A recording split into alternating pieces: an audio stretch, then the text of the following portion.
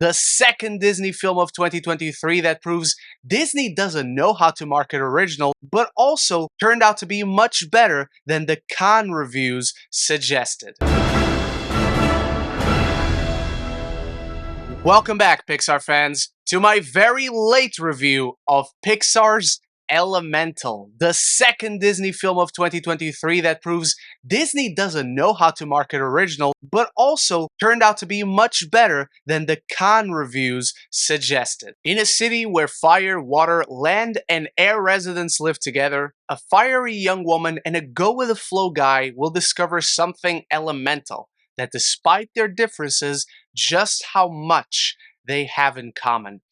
And this is a prime example of the marketing completely underselling the actual film. The trailers for Elemental were fine, but they did this film no favor because they play into the overall broad concept of the film, which fits into that classic Pixar spin, but they illustrate none of the actual depth that the film has. Because it's not only Pixar's first rom-com, and an immensely charming one at that, but it's also a profound tale of the immigrant experience. The hardships, the struggles, leaving everything behind, the sacrifices day after day, years after years, that it takes to build something despite all the uncertainty.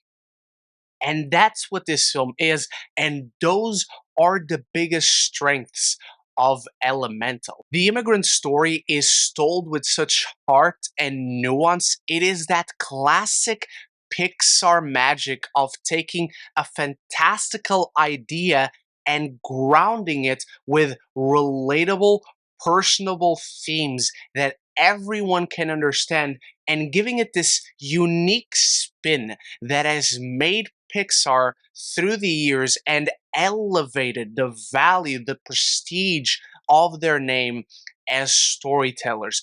And you just fall in love with this culture, with the distinction between species in Elemental City, both in good ways and the prejudices that come with that. And I love how much we explore of the fire people, how they have a different language, how they all come from this faraway land, how they're looked down upon for being dangerous to be around, and they're not trustworthy. And once the city got built, they were left to the side. They were not welcome because it's just so dangerous to mix them with everybody else.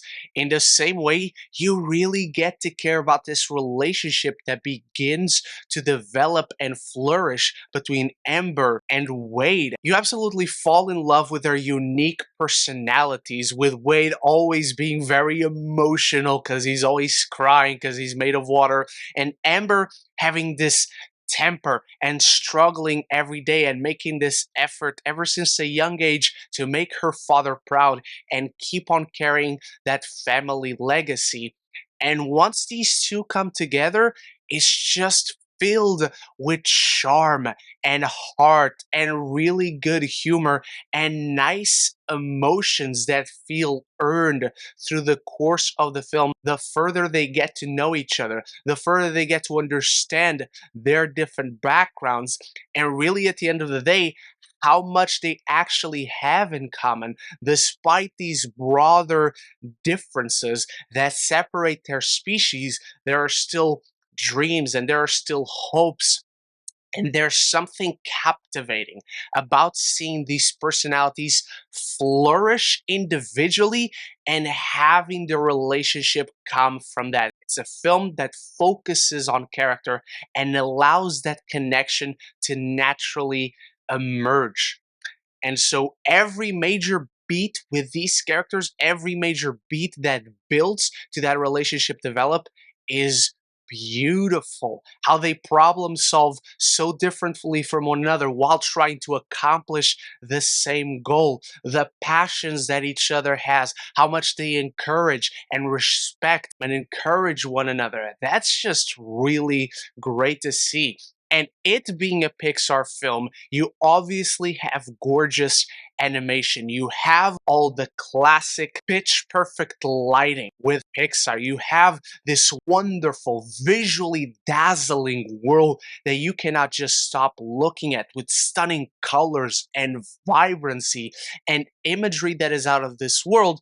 But then you also have these new flourishes added with characters that are in constant movement, from fire to water, that just feel really interesting to explore on a visual level as characters, where everything behind Wade is blobbing and moving around because he's made of water, and Amber is in constant movement and flickering around, and her features are designed necessarily to the way that feels very picturesque. And it's so interesting to see the designs and the visual approach to this film, and that classic Pixar distinctiveness. They're going to get better from movie to movie. It literally happens right before our eyes, but it's so interesting to see what new unique elements, no pun intended, they add to each film. And that's clearly why the storytellers went with the main characters being fire and water. Visually, there's clearly something more unique and with more flair